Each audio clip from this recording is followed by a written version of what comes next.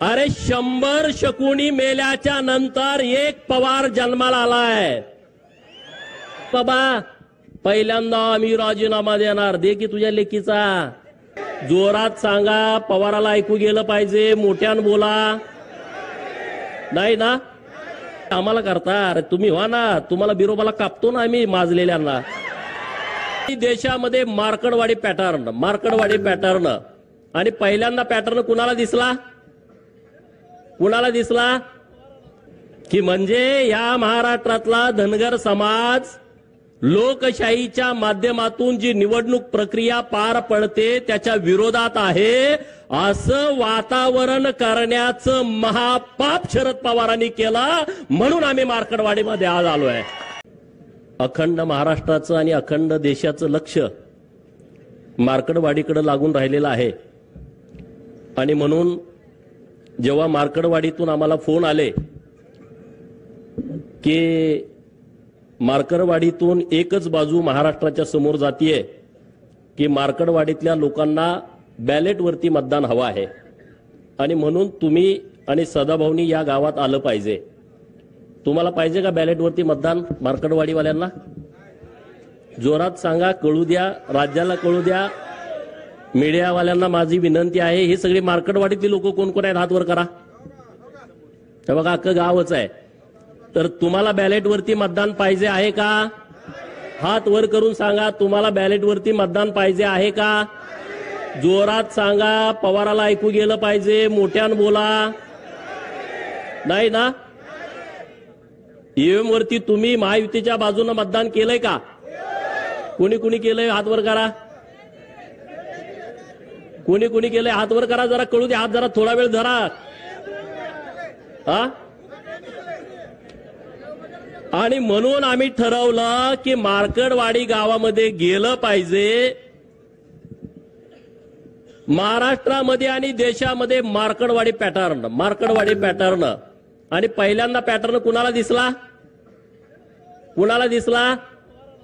अरे हे माझं रक्ता मांसाचं गाव आहे, माझ्या पै पाहुण्यांचं गाव आहे. 90% इथं धनगर समाज राहतो. आणि मग माझी जबाबदारी वाढली की अरे धनगरांनाच पुढे काय केलं की म्हणजे या महाराष्ट्रातला धनगर समाज लोकशाहीच्या माध्यमातून जी निवडणूक प्रक्रिया पार पडते त्याच्या विरोधात आहे असं वातावरण करण्याचं महापाप शरद पवारांनी केलं. म्हणून आम्ही मार्कडवाडीमध्ये आज आलोय. अरे 100 शकुनी मेल्याच्या नंतर एक पवार जन्माला आलाय. 100 शकुनी मेल्याच्या नंतर एक शरद पवार जन्माला आलाय. याचं डोकं बघा की धनगर समाज हा कायदा मानत नाही, धनगर समाज हा लोकशाही मानत नाही. अरे 100 गावात या विधानसभा मतदारसंघामध्ये माझ्याच मार्कडवाडीला का पुढे केला आणि म्हणून मी आणि सदाभाऊ इथं तुमच्या गावामध्ये आलोय. अरे या हिंदुस्थानातला धनगर समाज हा लोकशाहीला मानतो. या भारताच्या नवनिर्मितीमध्ये धनगरांचा सिंहाचा वाटा आहे. जी संसद भवन आज दिल्लीमध्ये डोमानं उभी आहे, जे राष्ट्रपती भवन दिल्लीमध्ये उभा आहे आणि त्या सगळ्या जमिनी आहेत त्या होळकरांच्या रायसोनी गावामध्ये उभ्या आहेत. अरे ही लोकशाही मजबूत करण्यासाठी या होळकरांचा सिंहाचा वाटा आहे. आणि म्हणून पवारांचा डाव लाथानं उधळून टाकण्यासाठी आज आम्ही तुमच्या समोर आलो आहे. बरोबर आहे की चुकीचं आहे? का रे बाबा पहिल्यांदा आम्ही राजीनामा देणार. दे की तुझ्या लेकीचा. ते लेकीचा राजीनामा. 4-5 महिन्यापूर्वी लोकसभेच्या निवडणुका झाल्या. 1 लाख 1.5 लाखांना निवडून आली आहे. दे तुझ्या त्या कर्जत जामखेडच्या नातबाचा 1100 मतांनी निवडून आलाय. दे त्या जयंत पाटलाचा. परवा आला होता ना जयंत पाटील इथं, तोंडावरती साथी आसरा घेऊन आला होता ना. दिसायला देखना राजबिंडा, तितकाच कपटी, तितकाच नीच, तितकाच जातीवादी. दे ना त्याचा राजीनामा. या तिघांचा राजीनामा द्या आणि हे ईव्हीएमचं आंदोलन सुरू करा. आणि राहुल गांधींनी त्यांनी स्वतःचा आणि त्याच्या बहिणीचा देऊ दे ना राजीनामा आणि मग ह्या आंदोलनामध्ये येऊ दे ना. बरोबर आहे की चुकीचं आहे? बरोबर आहे काय चुकीचं आहे? अरे एका आमच्या आनंदराव देवकाते साहेबांनी राजीनामा दिला, अजूनपर्यंत त्या घराला आमदारकी मिळाली नाही. मिळाली का सांगा? मिळाली? तुम्ही बळीचे बकरी आम्हाला करता. अरे तुम्ही व्हा ना, तुम्हाला बिरोबाला कापतो ना आम्ही माजलेल्यांना, बरोबर ना? आपण बिरोबाला कुणाला कापतो? बोकाड. ते कुठलं बोकाड कापतो? 10-12 बोकड आपल्याकडे असतात, कुणाला कापतो? बकरी आपल्याकडे 100 असतात, पण त्यातल्या एकालाच का कापतो? कारण ते माजलेलं असतं. आणि म्हणून या महाराष्ट्रातल्या प्रस्थापितांना आपल्याला बिरोबाला आणि खंडोबाला कापावं लागेल. कापायचं की नाही कापायचं?